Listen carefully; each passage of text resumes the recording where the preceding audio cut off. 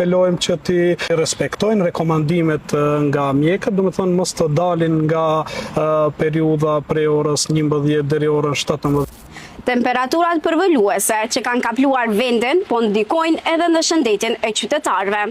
Ditët e fundit është shënuar numri i rritjeve të telefonatave drejt shërbimit të ndihmës së shpejtë, ndërsa ekipet mjekësore janë në gatishmëri të vazhdueshme. Për shkak të motit të nxehtë kemi shumë kolapse në vende publike, vetëm sot sa e filluam ndrimin, deri tash i kemi 3 të tilla ku përveç kolapsit nga humbja e dijes, do me thënë, janë lënduar edhe me lëndime, do me thënë, lëndime të ndryshme të trupit, më së shpeshti lëndojnë kokën edhe janë të transportuar në për spitalet e qytetit. Shkak temperaturave të larta, si që dini, kategoria më e rrezikuar e popullatës, personat të moshuar, gradë shtatzana, fëmijët, ata me sëmundje kronike janë më të rrezikuara këto ditë, edhe apelojmë që ti respektojnë rekomandimet nga mjekët, do të thonë mos të dalin nga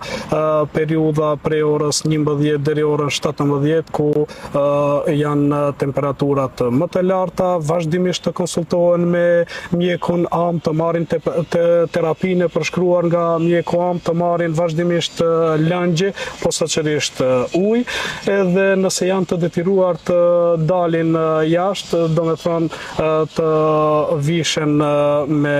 veshje më të lehtë, të kenë mbrojtje, kapel, syze edhe krem me faktor mbrojtës.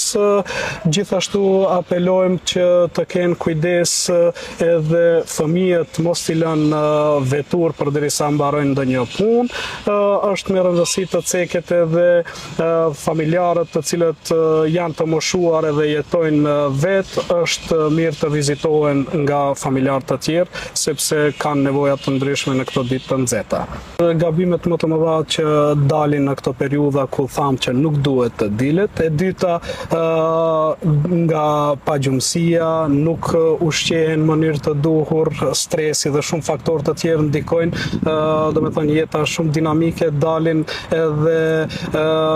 shpejtojnë për t'i kryer obligimet e tyre nga temperaturat e larta në për autobuse ose në për institucione shtetërore,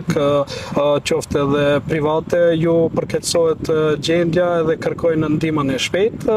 Normal apelojmë tek qytetarët në këto vende kur kërkojnë ndihmën e shpejtë, përveç se i japin informacionet e nevojshme, mos ta mbyllin telefonin menjëherë, po t'i marrin